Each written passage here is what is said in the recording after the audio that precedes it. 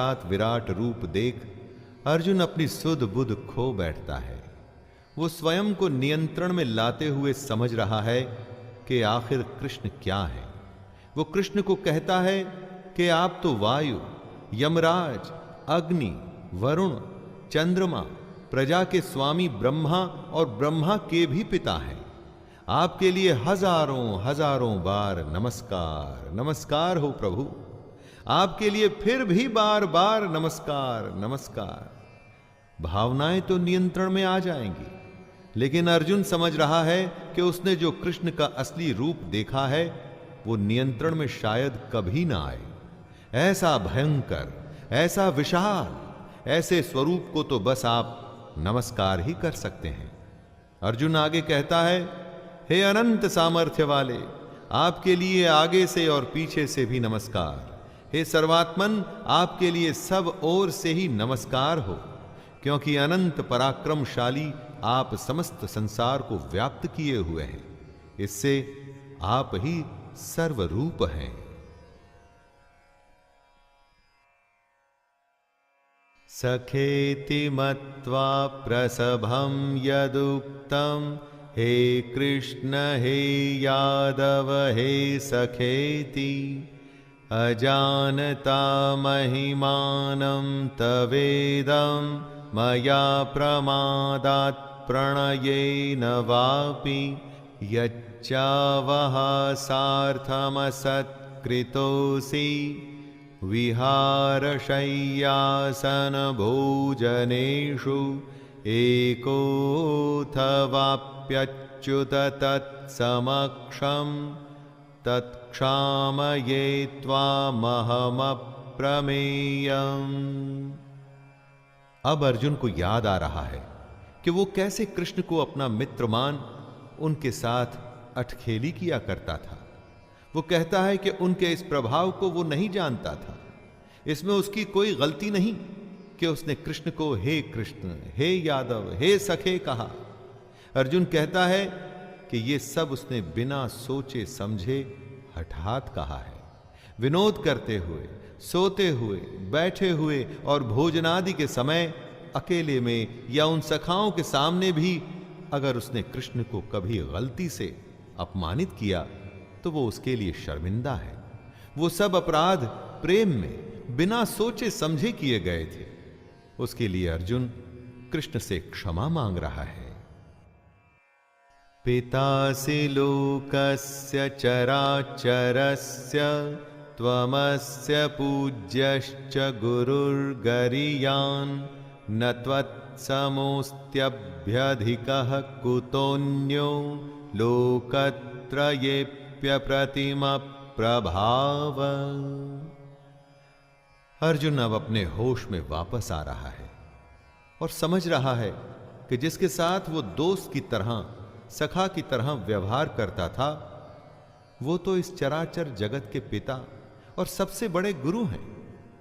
उनका भयंकर रूप ऐसा है जिसमें सारे शूरवीर समाते जा रहे हैं, क्योंकि वो काल में समा रहे हैं। कृष्ण अनुपम प्रभाव वाले हैं, यानी कि कृष्ण का ऐसा प्रभाव है जिसकी कोई उपमा नहीं। अर्जुन कहता है कि तीनों लोकों में आपके समान दूसरा कोई नहीं है, फिर अधिक तो कैसे हो सकता है। अर्जुन कृष्ण को जो समझता था, कृष्ण वो नहीं। ये अब अर्जुन जान चुका है।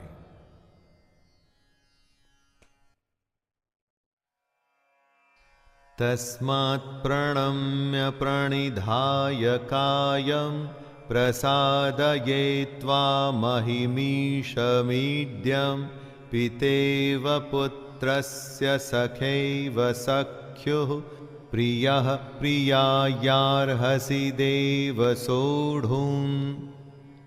कभी गलती से किसी बड़े या किसी सम्मानित से आप बुरा बर्ताव करें ना दोस्तों, तो वो कुछ भी ना कहें तो बड़ी ग्लानि होती है, गिल्टी महसूस होता है।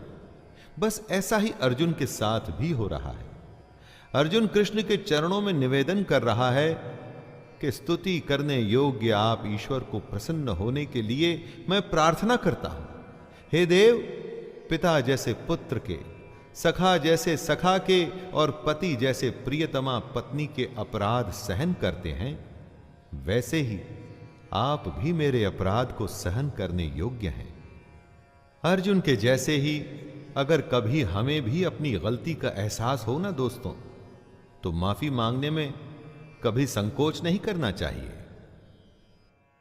अदृष्टपूर्वं ह्यषितोऽस्मि दृष्ट्वा भयेन च प्रव्यथितं मनो मे तदेव मे दर्शय देवरूपं प्रसीद देवेश जगन्निवास। अर्जुन डरा हुआ भी है, अर्जुन अपराध बोध में भी है, लेकिन साथ ही साथ वो बेहद बेहद बेहद प्रसन्न भी है। कृष्ण के इस आश्चर्यमय रूप को देखकर वो खुश कैसे ना हो। अलग अलग अनुभवों का एक कोलाहल चल रहा है अर्जुन के अंदर। ये कृष्ण के विराट रूप का ही तो कमाल है। अब सोचिए कि हम जो अपनी कार, घर या पैसे से ली गई चीजों को देखकर खुश होते हैं, उसके सामने इस खुशी को रखिए। ऐसा ही होता है सच्चा ज्ञान दोस्तों। अर्जुन अब चाहता है कि श्री कृष्ण अपना चतुर्भुज विष्णु रूप उसे दिखलाएं। किरीटिनं गदिनं चक्रहस्तं इच्छामि त्वां द्रष्टुमहं तथैव तेनैव रूपेण चतुर्भुजेन सहस्रबाहो भव विश्वमूर्ते। हमारी इस दुनिया की खुशियां इतनी छोटी और क्षण भंगुर हैं कि असली ज्ञान के सामने उनकी कोई तुलना नहीं। वो ही असली आनंद होता है।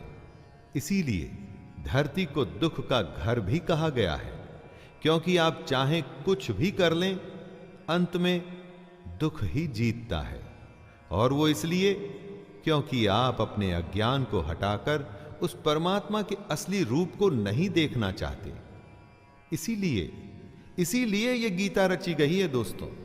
परमात्मा के इसी रूप को अब अर्जुन चतुर्भुज यानी कि मुकुट धारण किए हुए तथा गदा और चक्र हाथ में लिए हुए देखना चाहता है। श्री भगवानुवाच मया प्रसन्नेन तवार्जुनेदं रूपं परं दर्शितमात्मयोगात् तेजोमयं विश्वमनन्तमाद्यं यन्मे त्वदन्येन न दृष्टपूर्वम्। अर्जुन कृष्ण को बहुत प्यारे थे, इसीलिए उन्होंने कहा कि पांडवों में मैं धनंजय हूं। इसी प्रेमवश श्री भगवान कहते हैं, हे अर्जुन, अनुग्रह पूर्वक मैंने अपनी योग शक्ति के प्रभाव से ये मेरे परम तेजोमय, सबका आदि और सीमा रहित विराट रूप तुझे दिखाया है, जिसे तेरे अतिरिक्त दूसरे किसी ने पहले नहीं देखा था। क्या कमाल है दोस्तों कि अर्जुन से पहले कृष्ण का यह विराट रूप किसी ने नहीं देखा था। लेकिन भला हो इस गीता का, संजय का, महाभारत का कि हम ये सब कम से कम सुन तो पाए।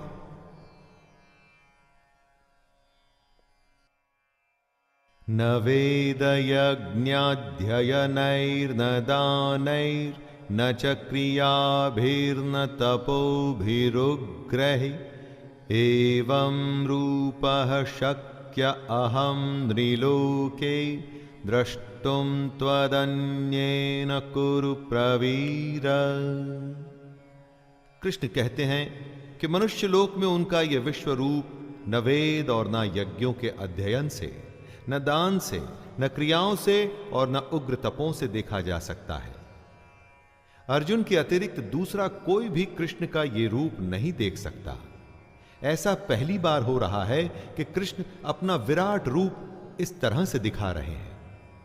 अर्जुन जो डर गया था, जिसने सब कुछ छोड़ दिया था, जो खुद को शक्तिहीन मानकर युद्ध के बीचों बीच बैठ गया था, आज उसको प्रभु ने ऐसा रूप दिखाया है जो पहले कभी कोई नहीं देख पाया था।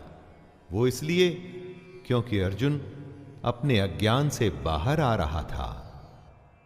माते व्यथा मा च विमूढ़ भावो दृष्ट्वा रूपं घोरमिदृङ् ममेदं व्यपेतभिः प्रीतमनः पुनस्त्वं तदेव मे रूपमिदं प्रपश्य। कृष्ण अर्जुन को सलाह देते हैं कि उनके इस विकराल रूप को देखकर उसको व्याकुलता नहीं होनी चाहिए और मूढ़ भाव भी नहीं, जो आज तक कभी नहीं। अर्जुन अकेला ऐसा विरला है जिसको कृष्ण का ऐसा रूप देखने को मिला, तो ये तो कोई व्याकुल होने की बात नहीं हुई। कृष्ण आगे कहते हैं, तू भय रहित और प्रीति युक्त मन वाला होकर उसी मेरे शंख चक्र गदा पद्म युक्त चतुर्भुज रूप को देख। अब कृष्ण अपना चतुर्भुज रूप दिखाते हैं दोस्तों, यानी कि 4 भुजाओं वाला गदा और चक्र हाथ में लिए हुए भगवान प्रकट होते हैं। संजय उवाच इत्युर्जनं वासुदेवस्तोक्त्वा स्वकं रूपं दर्शयामास भूयः आश्वासयामास च भीतमेनं भूत्वा पुनः सौम्य वपुर्महात्मा। संजय कुरुक्षेत्र से अपना आंखों देखा हाल बताते हुए धृतराष्ट्र से कहते हैं कि कृष्ण अर्जुन को अपना चतुर्भुज रूप दिखा रहे हैं और सिर्फ अपना ये 4 भुजाओं वाला रूप ही नहीं दिखा रहे, बल्कि साथ में उसे धीरज भी दे रहे हैं कि अर्जुन डरे नहीं, व्याकुल ना हो। ये सब तो उन्होंने अर्जुन को ज्ञान देने के लिए किया। अपनी एक एक बात कृष्ण ने अर्जुन को इसलिए बताई कि अर्जुन अपनी अज्ञानता से बाहर आ सकें, अपने मन में छुपी अज्ञानता की परत को हटाकर अपनी आत्मा के समक्ष हो वो भगवान का रूप पहचान सकें।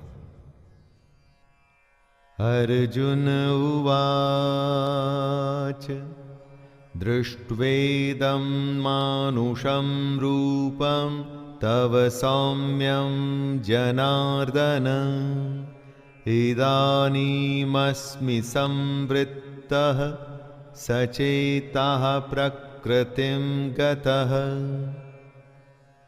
भगवान के विकराल रूप को देख करके जो उसे घबराहट हुई थी, जिसका बयान करके अर्जुन सहम गया था, वो स्थिति अब सामान्य हो रही है। कृष्ण के वचन मलहम का काम कर रहे हैं, अर्जुन को शांत कर रहे हैं। अर्जुन कहते हैं, हे जनार्दन, आपके इस अति शांत मनुष्य रूप को देखकर अब मैं स्थिर चित्त हो गया हूं और अपनी स्वाभाविक स्थिति को प्राप्त हो गया हूं। दोस्तों, अर्जुन का चित्त अब शांत है। उत्तेजना जो डर के साथ आई थी वो अब जा चुकी है। आंखों के सामने ऐसी छवि है तो चित्त को तो शांत होना ही था। रूप विकराल से बदलकर अब चतुर्भुज हो चुका था। श्री भगवानुवाच सुदुर्दर्शमिदं रूपं दृष्ट्वानसि यन्मम देवा अप्यस्य रूपस्य नित्यं दर्शनांक्षिणः। कृष्ण अर्जुन को बताते हैं कि उनका जो ये चतुर्भुज रूप उसने देखा है वो उसके दर्शन बड़े ही दुर्लभ हैं। देवता भी सदा इस रूप के दर्शन की आकांक्षा करते रहते हैं। जो देवता नहीं देख सकते वो रूप अर्जुन ने देख लिया। जो छवि देवताओं को प्राप्त नहीं वो अर्जुन को प्राप्त हो गई। अर्जुन के मन में शंका आई, वो घबराया और उसने युद्ध छोड़ दिया। लेकिन फिर कृष्ण नाम का एक मौका अर्जुन को मिला जो उसने छोड़ा नहीं। कृष्ण से जो ज्ञान मिल रहा है, अर्जुन उस ज्ञान को पूरी भक्ति से हासिल कर रहा है। वैसे दोस्तों, इस तरह के मौके हम सबको भी मिलते रहते हैं, बस उन्हें अर्जुन की तरह हमें छोड़ना नहीं है। नाहं वेदैर्न तपसा न दानेन न चेज्जया शक्य एवं विधो द्रष्टुम दृष्टवानसि मां यथा।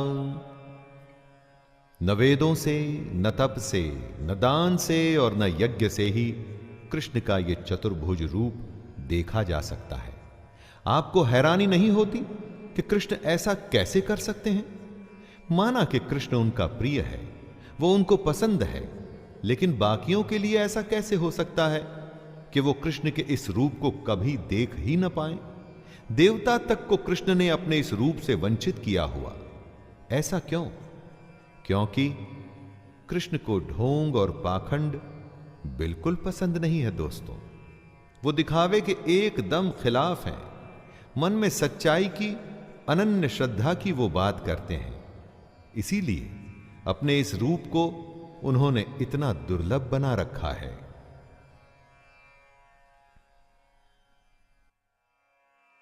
भक्त्या त्वनन्यया शक्य अहमेवं विधोर्जुन ज्ञातुं द्रष्टुं च तत्त्वेन प्रवेष्टुं च परन्तप। कृष्ण के चतुर्भुज रूप को देखना असंभव है, लेकिन फिर भी एक उपाय है, और यह उपाय एकदम आसान है। एकदम आसान भी है और असंभव भी है। कैसे? जरा सुनिएगा। हे परंतप अर्जुन, अनन्य भक्ति के द्वारा इस प्रकार चतुर्भुज रूप वाला मैं प्रत्यक्ष देखने के लिए, तत्व से जानने के लिए तथा प्रवेश करने के लिए, अर्थात एक ही भाव से प्राप्त होने के लिए भी शक्य हूं। कृष्ण कह रहे हैं कि मेरा चतुर्भुज रूप भी दिखेगा, मेरा तत्व भी समझ में आएगा, अगर आप में एक ही भाव है, अगर मन में सिर्फ एक ही भाव है। मत कर्म कृन् मत परमो मद भक्तः संगवर्जितः निर्वैरः सर्वभूतेषु यः स मामेति पांडव। असंभव को आसान करते हुए कृष्ण बता रहे हैं कि उनके रूप और उनके तत्व को पाने का उपाय है। जो पुरुष केवल कृष्ण के लिए ही संपूर्ण कर्तव्य कर्मों को करने वाला है, कृष्ण का भक्त है, आसक्ति रहित है, और जो किसी भी प्राणी से वैर भाव नहीं रखता, यानी किसी का बुरा नहीं चाहता, वह अनन्य भक्ति युक्त पुरुष कृष्ण को ही प्राप्त होता है। वैसे तो कहने को श्री कृष्ण को देखना और पाना एकदम असंभव है दोस्तों, लेकिन अगर मन में सच्ची भक्ति, कर्म के प्रति कर्तव्य है, लेकिन आसक्ति नहीं, तो कृष्ण दिखेंगे भी और प्राप्त भी होंगे। दोस्तों, यह था गीता का 11वां अध्याय। इसमें कृष्ण ने अपनी विभूतियों के बारे में अर्जुन को बताया और अपना विराट रूप और साथ में चतुर्भुज रूप भी दिखाया। मैं शैलेंद्र भारती आपसे आज्ञा लेता हूं और मिलते हैं 12वें अध्याय में फिर से। तब तक के लिए जय श्री कृष्ण।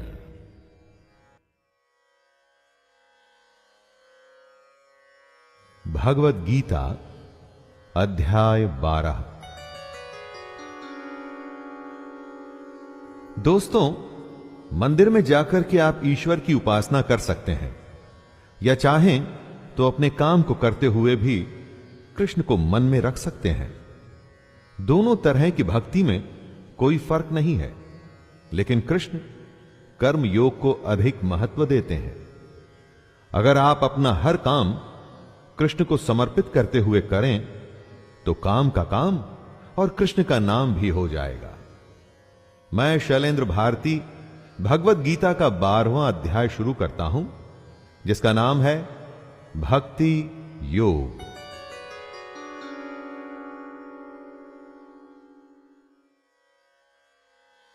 अर्जुन उवाच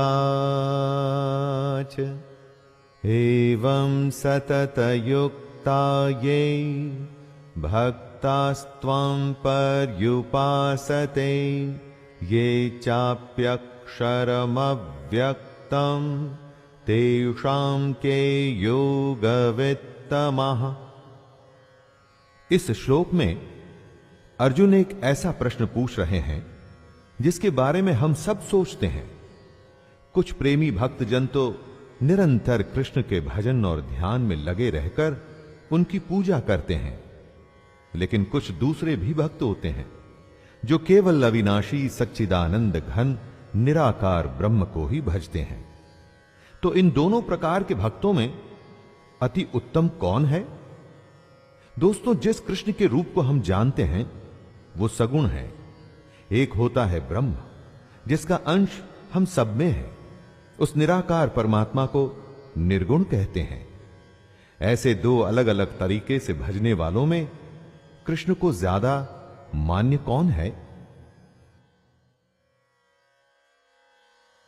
श्री भगवानुवाच मय्यावेश्य मनो ये मां नित्ययुक्ता उपासते श्रद्धया परयोपेतास्ते मे युक्ततमा मताः।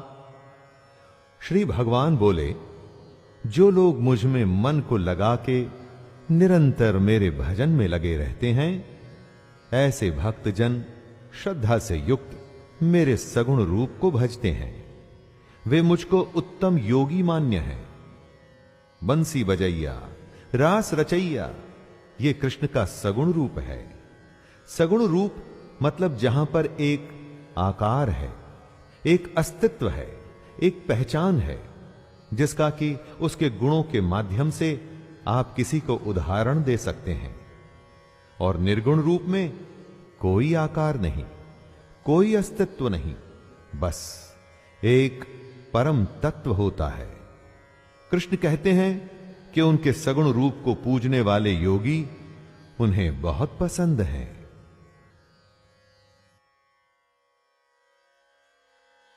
ये त्वक्षरमनिर्देश्यं व्यक्तं पर्युपासते सर्वत्र गमचिन्त्यं च कूटस्थमचलं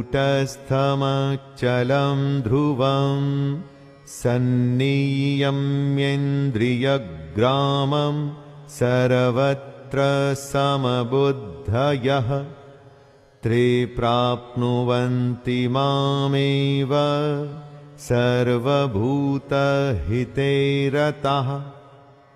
सगुण रूप को भजने वाले योगी कृष्ण को उत्तम लगते हैं, लेकिन इन श्लोक में वो उससे आगे बता रहे हैं। कृष्ण कहते हैं कि जो पुरुष अपनी इंद्रियों को भली प्रकार वश में करके मन बुद्धि से परे उस सर्वव्यापी, नित्य, अचल, निराकार, अविनाशी, सच्चिदानंद घन ब्रह्म को निरंतर एक भाव से भजते हैं, वे योगी मुझको ही प्राप्त होते हैं। जो सगुण रूप में कृष्ण को भजते हैं वो कृष्ण को पसंद हैं दोस्तों, लेकिन जो निर्गुण ब्रह्म को पूजते हैं वो भी सीधे कृष्ण को ही प्राप्त होते हैं। आपको जैसा ठीक लगे आप वैसे अपने इष्ट को भज सकते हैं। क्लेशोऽधिकतरस्तेषां व्यक्तासक्तचेतसाम् अव्यक्ता हि गतिर्दुःखं देहवद्भिरवाप्यते। निर्गुण ब्रह्म का पूजन कोई आसान बात नहीं।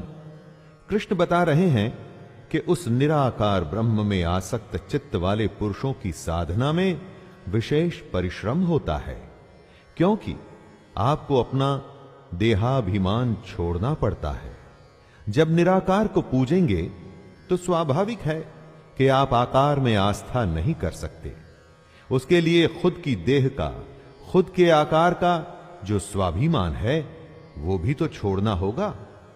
कृष्ण कहते हैं कि जब तक देह का भान है तब तक अव्यक्त की प्राप्ति बहुत मुश्किल है।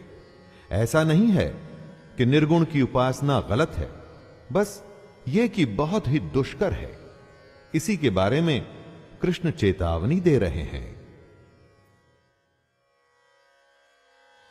ये तो सर्वाणि कर्माणि मयि सन्न्यस्य मत्परः अन्येनैव योगेन मां ध्यायन्त उपासते तेषामहं समुद्धर्ता मृत्युसंसारसागरात् भवामि न चिरात् पार्थ मय्यावेशितचेतसाम्।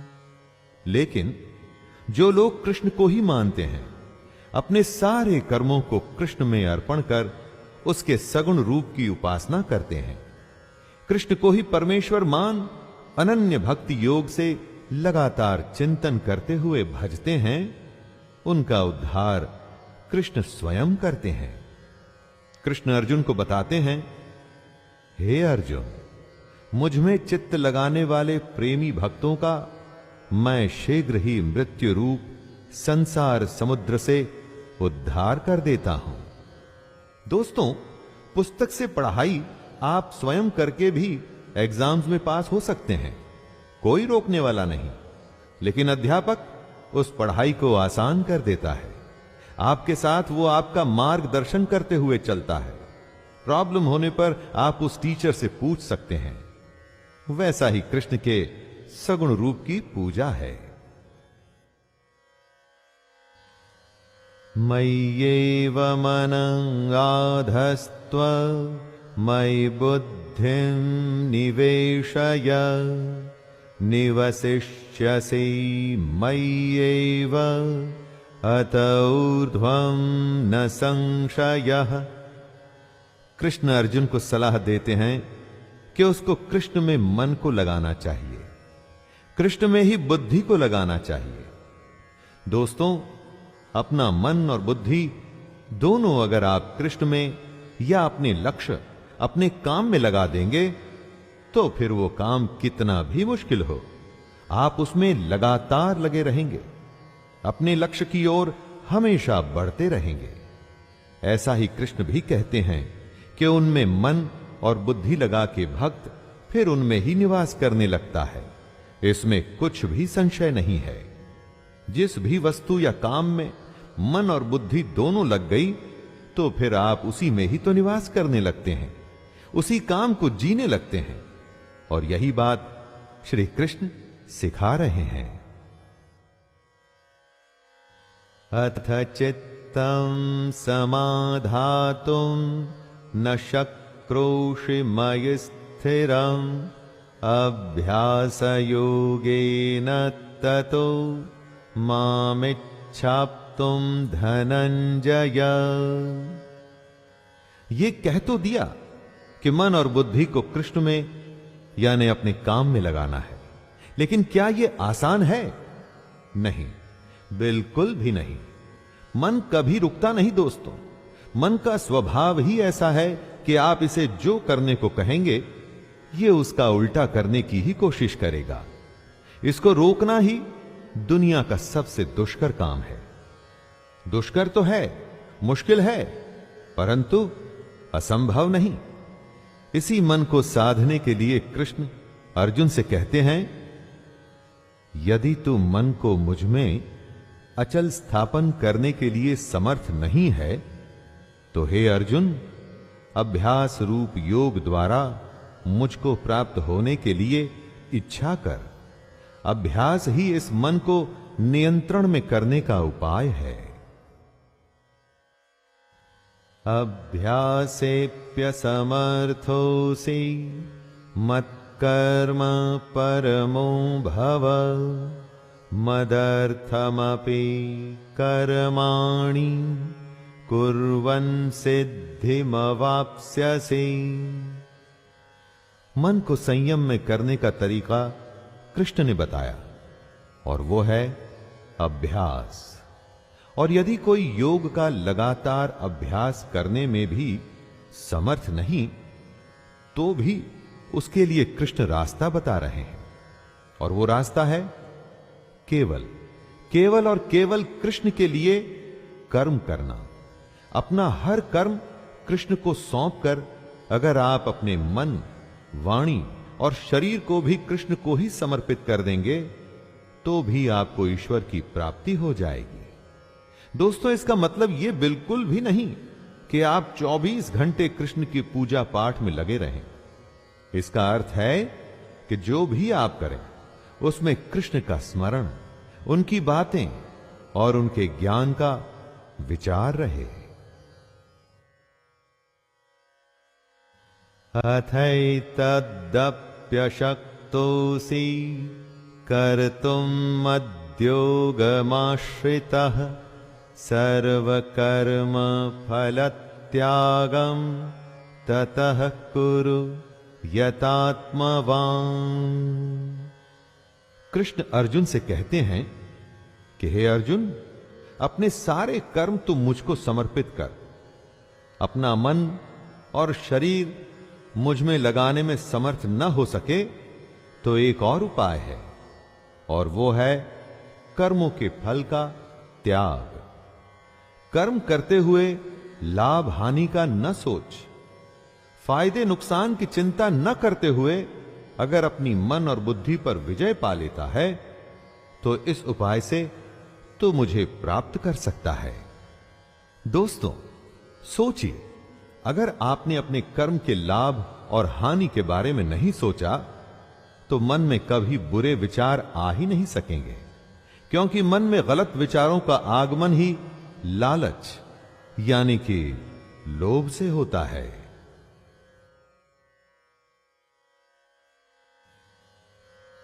श्रेयो हि ज्ञानमभ्यासां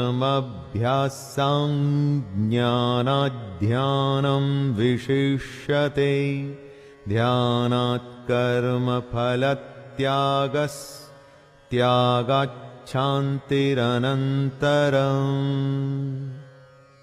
कृष्ण कहते हैं कि मर्म को न जानकर किए हुए अभ्यास से ज्ञान श्रेष्ठ है। यानी कि अगर आप जानते ही नहीं कि आप अभ्यास क्यों कर रहे हैं तो उस अभ्यास का क्या फायदा, उस अभ्यास से आप क्या पाएंगे। इससे कहीं अच्छा है ज्ञान। कृष्ण कहते हैं, ज्ञान से मुझ परमेश्वर के स्वरूप का ध्यान श्रेष्ठ है। अभ्यास से श्रेष्ठ है ज्ञान और ज्ञान से भी बड़ा है ध्यान यानी कि मेडिटेशन। दोस्तों, और एक चीज ऐसी भी है जो ध्यान से इन सबसे बड़ी है और वो है कर्मों के फल का त्याग।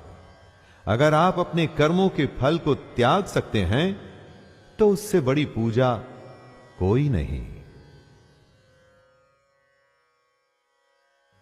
अर्जुन उवाच अद्वेष्टा सर्वभूतानां मैत्रः करुण एव च निर्ममो निरहंकारः समदुःखसुखः क्षमी सन्तुष्टः सततं योगी यतात्मा दृढ़निश्चयः मय्यर्पितमनो बुद्धिर्यो मद्भक्तः स मे प्रियः। जो पुरुष हर तरह के द्वेष भाव से रहित है, जो किसी से जलन नहीं रखता, जिसमें स्वार्थ नहीं, जो सबसे प्रेम करता है, जो दयालु तो है लेकिन जिसमें ममता नहीं, वो पुरुष जो अहंकार से रहित है, सुख और दुख को एक जैसा देखता है, क्षमावान है अर्थात अपराध करने वालों को भी अभय देता है, और जो योगी निरंतर संतुष्ट है, मन इंद्रियों सहित शरीर को वश में किए हुए है और मुझ में दृढ़ निश्चय वाला है, वह मुझ में अर्पण किए हुए मन बुद्धि वाला मेरा भक्त मुझको अति प्रिय है। कृष्ण ने उन सारे गुणों की व्याख्या कर दी है दोस्तों जो उन्हें प्रिय है, और स्वाभाविक है कि जो पुरुष इन गुणों को प्राप्त करने की कोशिश भी करेगा ना, तो वो भी कृष्ण को प्रिय ही होगा। श्री भगवानुवाच यस्मान्नो द्विजते लोको लोकान्नो द्विजते च यः हर्षामर्षभयोद्वेगैर्मुक्तो यः स च मे प्रियः। कृष्ण बता रहे हैं कि जो जीव कभी उत्तेजना में नहीं आता और जो किसी और को भी उत्तेजित नहीं करता, वो योगी कृष्ण को प्रिय है। वो योगी जिसको दूसरे की उन्नति देख के जलन नहीं होती, जो सुख और दुख को एक जैसा देखता है, जो भय और उद्वेग यानी फियर एंड एक्साइटमेंट से रहित है दोस्तों, वो भक्त कृष्ण को अति प्रिय है। अगर आप देखें, ये सारी अवस्थाएं एक उत्तम योगी की हैं। वो योगी जो बस अपने काम में लगा रहता है, किसी भी तरह का भाव उसे विचलित नहीं करता, कुछ भी उसे डराता नहीं, उसका ध्यान बस अपने लक्ष्य पर, अपने काम पर रहता है। अनपेक्षः शुचिर्दक्ष उदासीनो गतव्यथः सर्वारंभ परित्यागी यो मद्भक्तः स मे प्रियः। कृष्ण कहते हैं कि योगी को आकांक्षा से रहित होना चाहिए। दोस्तों, आकांक्षा यानी कि एम्बिशन से ही सारे बुरे भाव पैदा होते हैं। एक तरह से ये ही सारी बुराइयों की जड़ है। लेकिन आपका सवाल हो सकता है कि बिना एम्बिशन के तो आप जीवन में कहीं पहुंच ही नहीं पाएंगे। वो निर्भर करता है कि आपकी आकांक्षा आखिर है क्या। अगर आप अपने कर्म और कर्तव्य को सबसे अच्छा करना चाहते हैं और वो ही आपकी आकांक्षा है, तो उसमें कुछ गलत नहीं। लेकिन अगर आपकी आकांक्षा है धन, दौलत या सांसारिक भोग, तो वो ठीक नहीं, और ये बात कृष्ण को प्रिय भी नहीं। यो न ह्यष्यति न द्वेष्टि न शोचति न कांक्षति शुभाशुभ परित्यागी भक्तिमान्यः स मे प्रियः समः शत्रौ च मित्रे च तथा मानापमानयोः शीतोष्ण सुख दुःखेषु समः संग विवर्जितः। जो जरूरत से ज्यादा हर्षित नहीं होता, वो कृष्ण को प्रिय है। जरूरत से ज्यादा खुशी आने वाले जरूरत से ज्यादा दुख की निशानी होती है दोस्तों। सुख दुख भी दिन रात की तरह है, एक के बिना दूसरे का होना संभव ही नहीं। इसीलिए योगी सुख और दुख दोनों को एक सा समझता है। वो योगी जो न द्वेष करता है, न शोक करता है, न कामना करता है, तथा जो शुभ और अशुभ संपूर्ण कर्मों का त्यागी है, वह भक्ति युक्त पुरुष कृष्ण को प्रिय है। जो शत्रु और मित्र में और मान और अपमान में एक जैसा है, तथा सर्दी, गर्मी और सुख दुखादि द्वंद्वों में सम है और आसक्ति से रहित है, वही कृष्ण को प्रिय है। योगी तटस्थ होता है दोस्तों। बाकी लोगों की तरह शोक कामना उसे परेशान नहीं करती।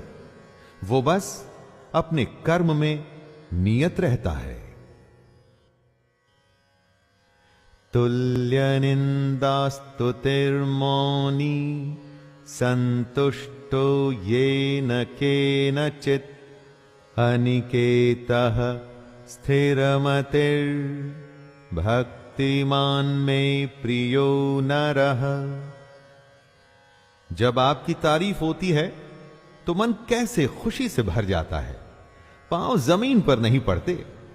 और वहीं अगर हमारी निंदा हो तो कितना बुरा लगता है। पहले शर्म आती है, फिर क्रोध होता है। लेकिन जो योगी होता है वो निंदा और स्तुति को एक समान समझने वाला होता है। वो मननशील होता है, यानी कि मनन करता है, सोचता है। शरीर का निर्वाह कैसे भी हो, 56 भोग यानी कि फाइन डाइनिंग हो या सादा दाल भात हो, वो दोनों में संतुष्ट रहता है। दोस्तों, योगी में न ममता होती है और ना ही आसक्ति, इसीलिए वो स्थिर बुद्धि होता है और कृष्ण को प्रिय भी।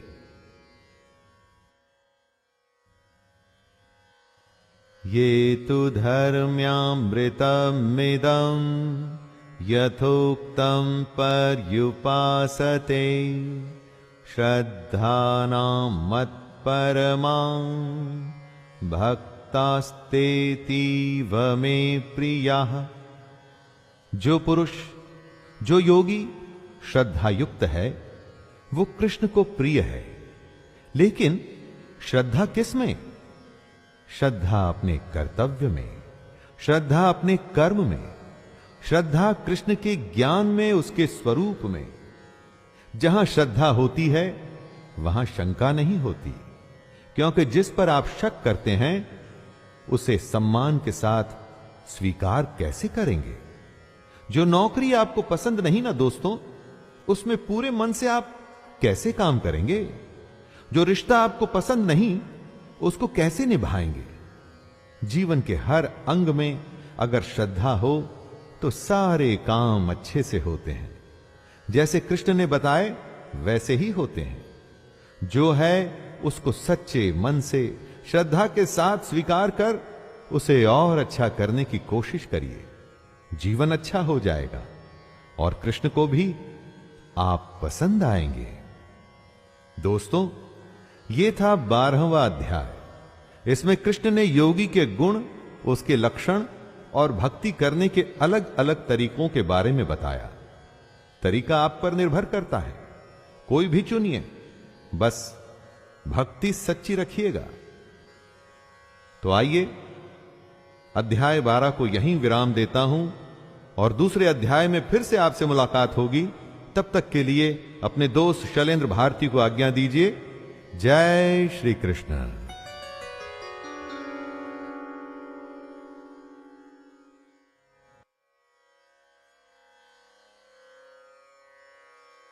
भगवत गीता अध्याय 13। जय श्री कृष्ण। दोस्तों, गीता और इसका ज्ञान अनवरत बह रहा है और सदियों से बहता आया है और आगे भी बहता रहेगा।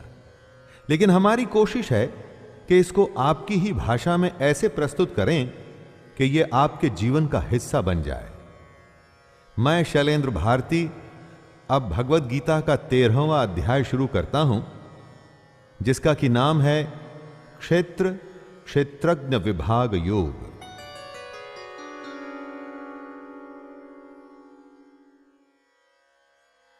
अर्जुन उवाच प्रकृतिं पुरुषं चैव क्षेत्रं क्षेत्रज्ञमेव च एतद्वेदितुमिच्छामि ज्ञानं ज्ञेयं च केशव। अर्जुन के प्रश्न अभी खत्म नहीं हुए हैं और कृष्ण के उत्तर भी नहीं। अर्जुन प्रकृति और पुरुष, क्षेत्र और क्षेत्रज्ञ तथा ज्ञान एवं ज्ञान के लक्ष्य के विषय में जानना चाहता है। कुरुक्षेत्र को धर्म क्षेत्र भी कहा जाता है। क्यों? एक प्रकृति होती है जो दिखती है और हमारे चारों तरफ होती है, और एक प्रकृति हमारे अंदर भी होती है जिसे हम एटीट्यूड कहते हैं। दोस्तों, ज्ञान हासिल करना तो बहुत अच्छी बात है, लेकिन ज्ञान का लक्ष्य क्या है, इसे क्यों हासिल करें?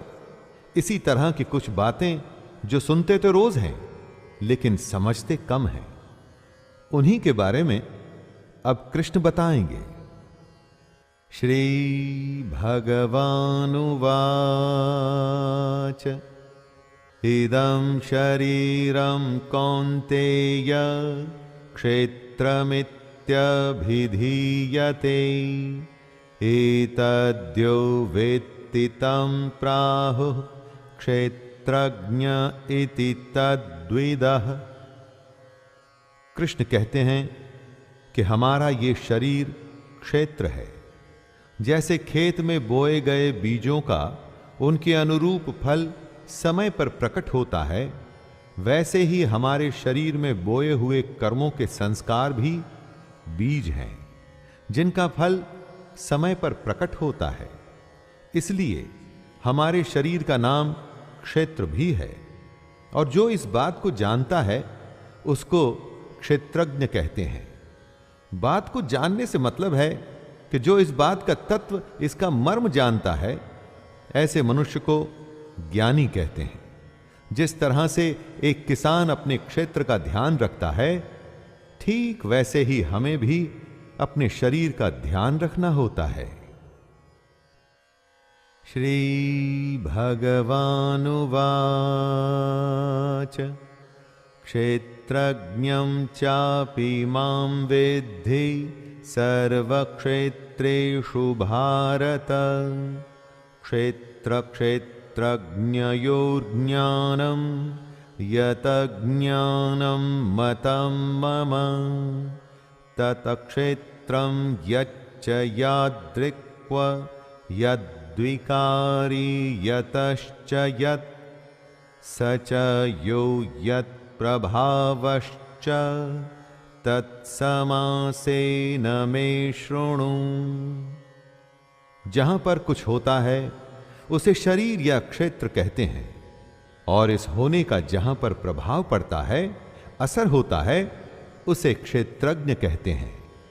बात बड़ी सूक्ष्म है, बारीक है, इसे बड़े ध्यान से समझना पड़ेगा। दोस्तों, हम अपने शरीर से अलग हैं। जो हमारे शरीर में होता है, जैसे कि कोई विकार, तो उसका असर हम पर पड़ता है। इसीलिए ही हम क्षेत्रज्ञ हैं। जैसे कि खेत में खाद, बीज और पानी आदि डाला जाता है, तो उसका असर उसकी फसल पर पड़ता है। ऐसे ही हम जो भी अपने शरीर के साथ करते हैं, उसमें अच्छे बुरे संस्कार जब डालते हैं, तो उसका असर हम पर पड़ता है, हमारे कर्मों पर पड़ता है। ऋषिभिर्बहुधा गीतं छन्दोभिर्विविधैः पृथक् ब्रह्मसूत्रपदश्चैव हेतुमद्भिर्विनिश्चितैः। बहुत बड़े बड़े ऋषियों ने क्षेत्र और क्षेत्रज्ञ का तत्व बताया है। कितने ही विविध मंत्रों द्वारा इसको विभाग में बांटकर बताया गया है। यहां तक कि ब्रह्म सूत्र के पदों द्वारा भी क्षेत्र और क्षेत्रज्ञ का तत्व बताया गया है। मतलब अब कृष्ण उसी बात को हमें बताएंगे जो वेदांत, महर्षि और ब्रह्म सूत्र भी कहते हैं। गीता सारे उस ज्ञान का संचयन है जो हमारे वेदों और उपनिषदों में समाहित है। दोस्तों, हमारे ऋषियों की हजारों वर्षों की साधना के बाद का हासिल किया हुआ ज्ञान गीता के 18 अध्यायों में चुन चुन के बताया गया है। इसी बात की तरफ कृष्ण इशारा कर रहे हैं। महाभूतान्यहंकारो बुद्धिरव्यक्तमेव च इंद्रियाणि दशैकं च पंचचेन्द्रियगोचरः इच्छा द्वेषः सुखं दुःखं संघातश्चेतना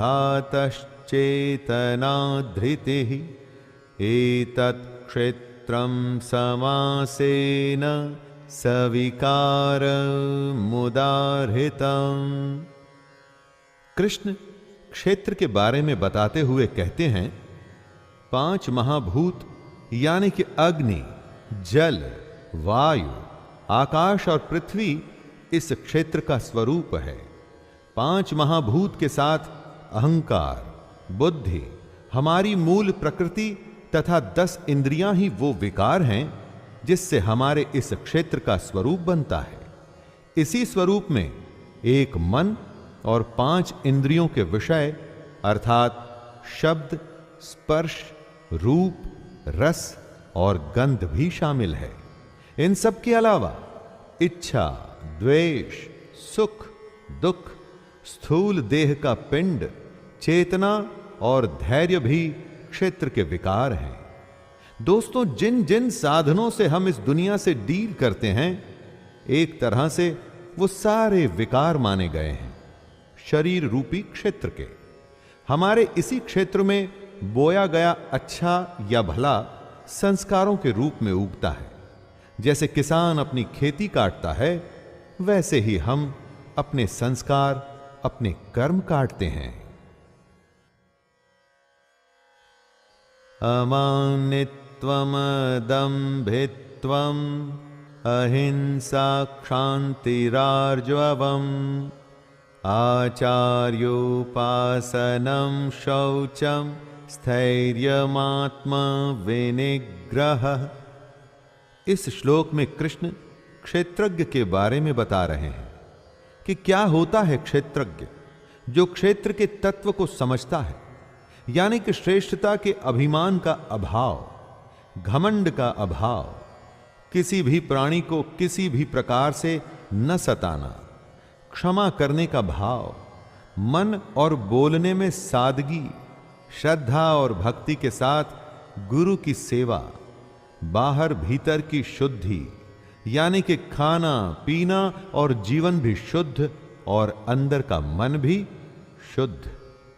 इन सब के साथ में अंतःकरण की स्थिरता भी यानी कि स्टिलनेस ऑफ द माइंड क्षेत्रज्ञ होता है। दोस्तों, अपने को, अपनी आत्मा को, अपने अस्तित्व को जानना और उसे आचरण में लाना ही क्षेत्रज्ञ कहलाता है। इंद्रियार्थेषु वैराग्यम् अहंकार एव च जन्म मृत्यु जरा व्याधि दुःख दोषानुदर्शनम्। क्षेत्रज्ञ की ही परिभाषा को समझाते हुए कृष्ण कह रहे हैं कि इस लोक और परलोक के संपूर्ण भोगों में आसक्ति का अभाव होना चाहिए। हमारे इस लोक के लालच में ही हर कोई फंसा हुआ है। घर, पैसा, आराम की जिंदगी, और इतना ही नहीं, जो इस लोक के लालच से बचा है वो परलोक के लालच में फंसा है, जैसे कि स्वर्ग। इन दोनों लोकों की आसक्तियों से हमें कैसे बचना है, यही क्षेत्रज्ञ है। क्षेत्रज्ञ बनाने के लिए हमें यह भी सोचना जरूरी है कि हम में अहंकार का भी अभाव कैसे हो।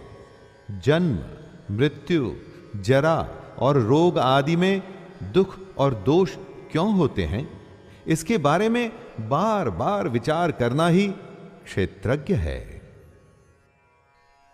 असक्तिरनभिष्वंगः पुत्रदार ग्रहादिषु नित्यं च समचित्तत्वम् इष्टानिष्टोपपत्तिषु।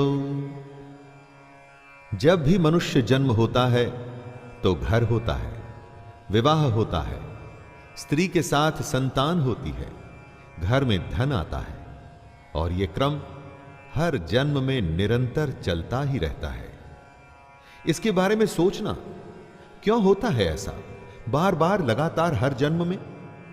जब कोई इसके बारे में सोचना शुरू करेगा दोस्तों, तभी तो ज्ञान का द्वार खुलना शुरू होगा। अच्छा होने पर खुशी होती है, बुरा होने पर क्रोध आता है।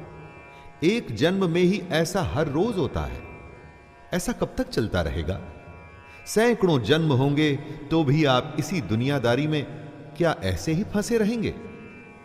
कब अपने चित्त को सम करेंगे? इन बातों के बारे में सोचना ही क्षेत्रज्ञ है।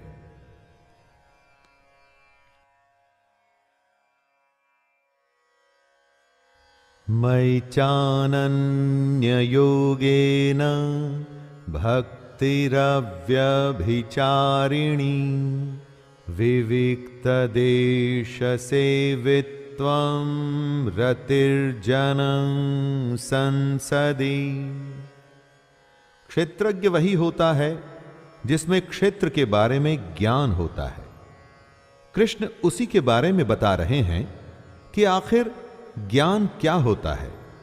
वो कहते हैं कि मुझ परमेश्वर में अनन्य योग द्वारा अव्याभिचारिणी भक्ति का होना।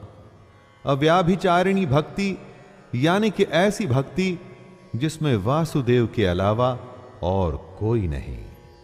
ऐसी भक्ति का होना ही ज्ञान है।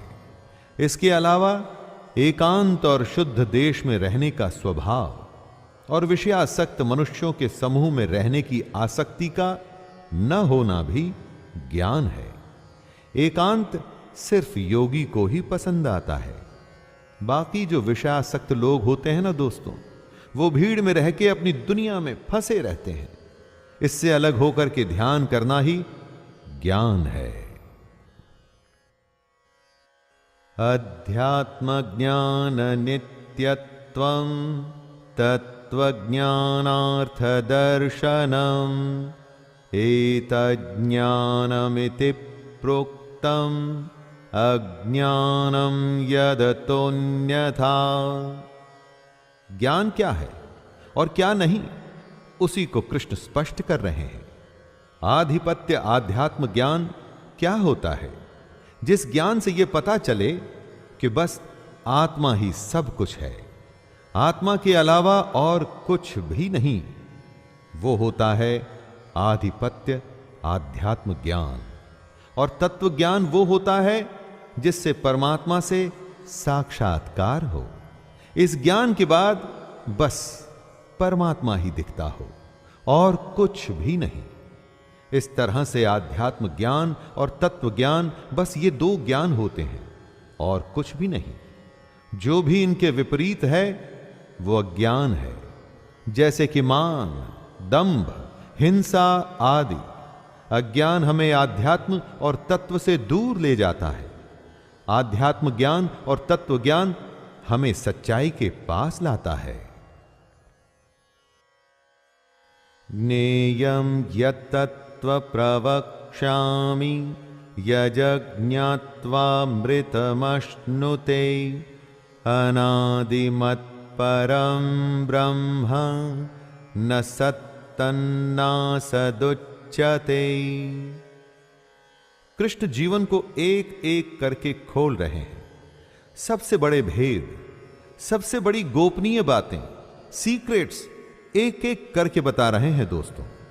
कृष्ण सिर्फ वही बताना चाहते हैं जो जानने योग्य है तथा जिसको जानकर मनुष्य परमानंद को प्राप्त होता है। कृष्ण परब्रह्म के बारे में एक बेहद ही कॉम्प्लिकेटेड बात कहते हैं कि यह अनादि वाला परब्रह्म न सत और न असत, जिसका कोई आदि नहीं है, जो हमेशा से है, वो है परब्रह्म। वो एक सच्चाई, वो एकमात्र परमात्मा। जब ये परब्रह्म अकेला होता है तो सत होता है, यानी सत्य, सच्चा। लेकिन जब असत मनुष्य इसमें मिल गया तो फिर कौन किसको सत बताए और किसको असत, क्योंकि अब तो दोनों एक ही हो चुके हैं। सर्वतः पाणिपादं तत् सर्वतोक्षिशिरोमुखं सर्वतः श्रुते मल्लोके सर्वमावृत्य तिष्ठति। कृष्ण परब्रह्म को एक्सप्लेन कर रहे हैं दोस्तों। परब्रह्म सब ओर हाथ पैर वाला, सब ओर नेत्र, सिर और मुख वाला तथा सब ओर कान वाला है। क्योंकि वह संसार में सबको व्याप्त करके स्थित है। हमारी ये धरती आकाश में, स्पेस में स्थित है। धरती गोल है और इसके चारों तरफ आकाश है। इसी आकाश में वायु, अग्नि, जल और पृथ्वी स्थित है। यह आकाश ही इन सब का कारण है। अगर आकाश सबको धारण न करे तो कुछ भी नहीं होगा।